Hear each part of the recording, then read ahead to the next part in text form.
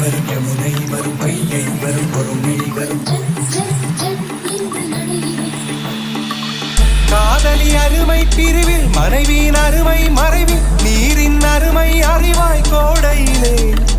வெட்கம் வந்தால் உறையும் விரல்கள் தொட்டால் உருகும் நீரும் பெண்ணும் ஒன்று வாழையிலே